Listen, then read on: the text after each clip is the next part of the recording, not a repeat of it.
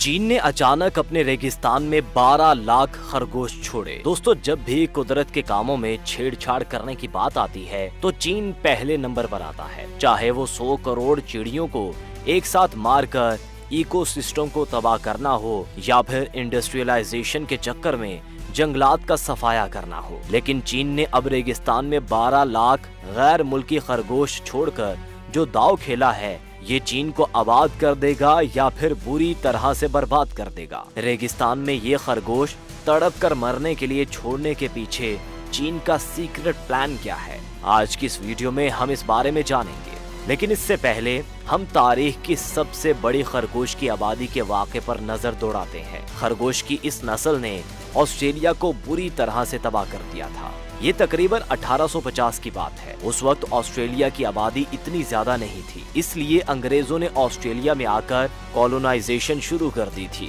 لیکن ان کو آسٹریلیا میں اپنے ملک جیسا کچھ بھی محسوس نہیں ہوتا تھا اور وہ خرگوش کو کافی پسند کرتے تھے۔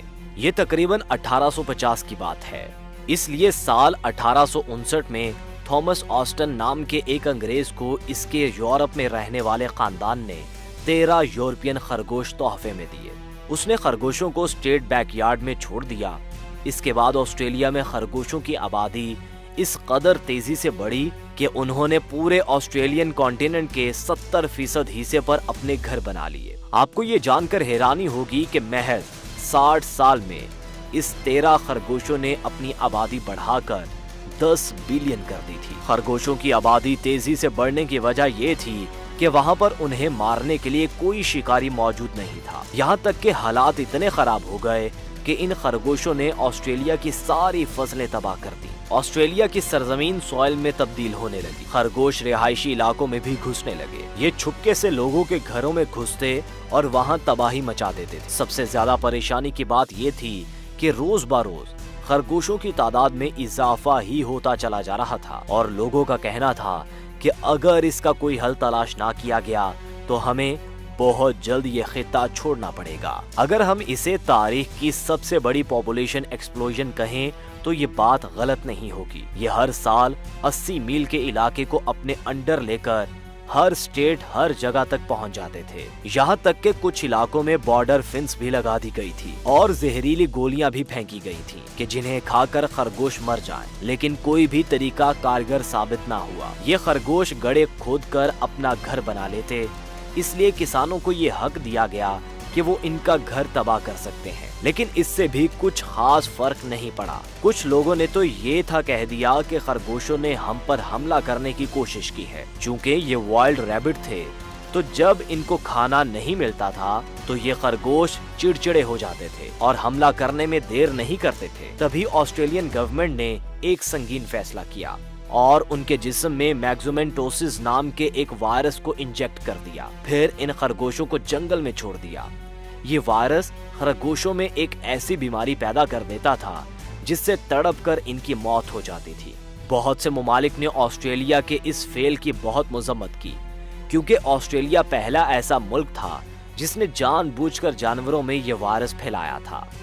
لیکن آسٹریلیا پر کوئی اثر نہ ہوا اور وہ کئی سال تک خرگوشوں میں وائرس انجیکٹ کرتا رہا، اور اس طرح وائرس ایک خرگوش سے دوسرے خرگوش میں منتقل ہونے سے بہت سے خرگوش مارے گئے اور ان کی تعداد 1 بلین تک رہ گئی۔ ایک وقت ایسا آیا تھا کہ آسٹریلیا کے جنگلات میں صرف مرے ہوئے خرگوش ہی دکھائی دیتے تھے۔ بچے ہوئے خرگوشوں نے اس وائرس کے خلاف اپنے امیون سسٹم کو ڈیولپ کیا۔ اب ان کے جسم میں اس وائرس کا کوئی اثر نہیں ہوتا تھا۔ یہ دیکھ کر وہاں کے سائنٹسٹ لیب میں ایک اور وائرس بنانے کی کوشش کرنے لگے۔ دوستو، 80 کی دہائی میں آسٹریلین سائنٹسٹ RHDV ریوڈ ہیمرجک ڈیزیز وائرس بنانے میں کامیاب ہو گئے۔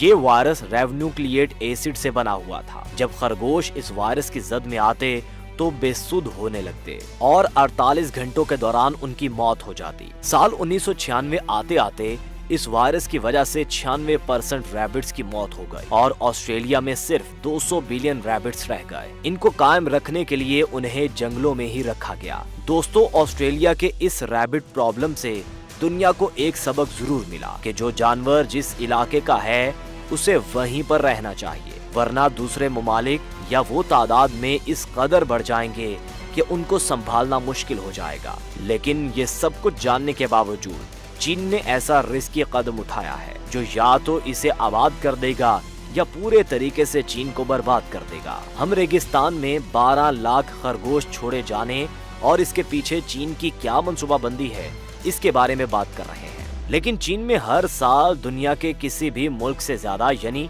99 मिलियन खरगोश पैदा होते हैं। फिर इसने अपने जंगलात में 12 लाख गैर मुल्की खरगोश क्यों छोड़े हैं? इसकी वजह जानने के लिए चीन की हिस्ट्री के कुछ साल पीछे जाना पड़ेगा।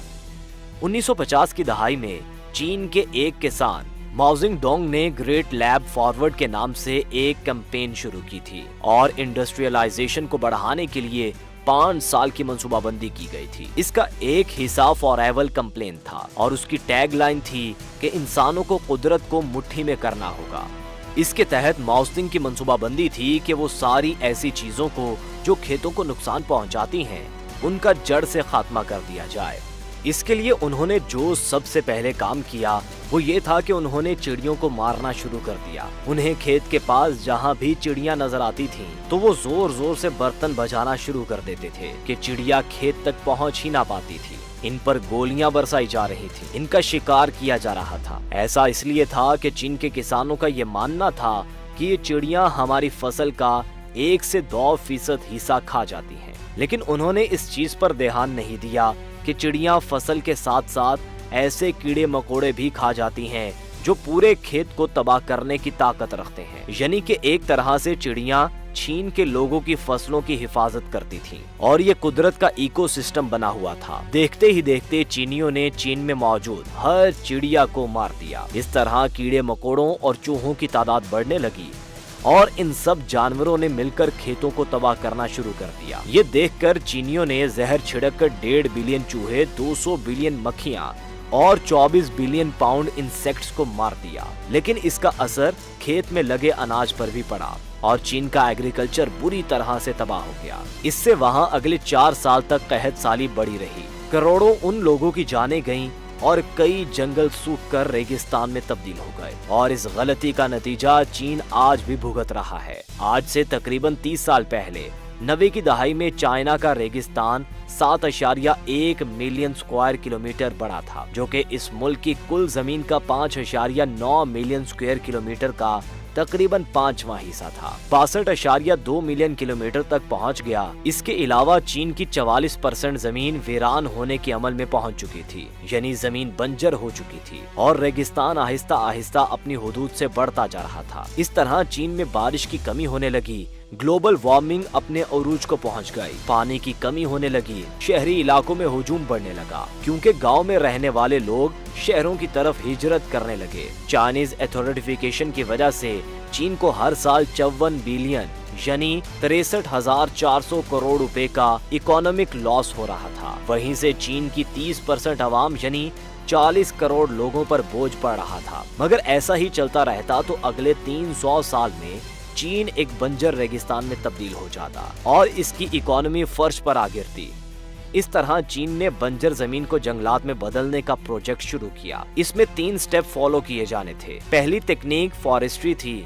इसके तहत चीनियों ने 3 लाख एकड़ रेतली जमीन पर जंगल बनाने के लिए वहां एग्रीकल्चर किया। इसमें रेगिस्तान के गांव के आसपास किसानों को रेगिस्तान में खेती बाड़ी करने के लिए राजी किया गया और उन्हें इस तरह फसलों की खेती करने के लिए कहा गया जो कि रेतली जमीन पर कम पानी से पनप सकें। इस तरह पहले फॉरेस्ट्री को और इसके बाद एग्रीकल्चर को प्रमोट किया गया और अब इकोसिस्टम को पूरा करने के लिए आखिरी तकनीक बाकी थी और वो थी जानवर पालना। चीन की रिसर्चर्स ने बरसों तक रिसर्च की कि जंगलात में ऐसा कौन सा जानवर छोड़ा जाए जो नए इकोसिस्टम में पनप सके और अपनी तादाद भी बढ़ा सके, और उन जानवरों को पालने वालों को चुना गया था क्योंकि चीनी लोगों को खरगोश खाना बहुत पसंद है। इस तरह इनको पालने वाले किसान इनको बेचकर कुछ पैसे भी कमा सकते थे। इस नस्ल के खरगोश की ये खासियत थी कि ये घास की जड़ों को तराशता है और जमीन की मिट्टी की खुदाई करके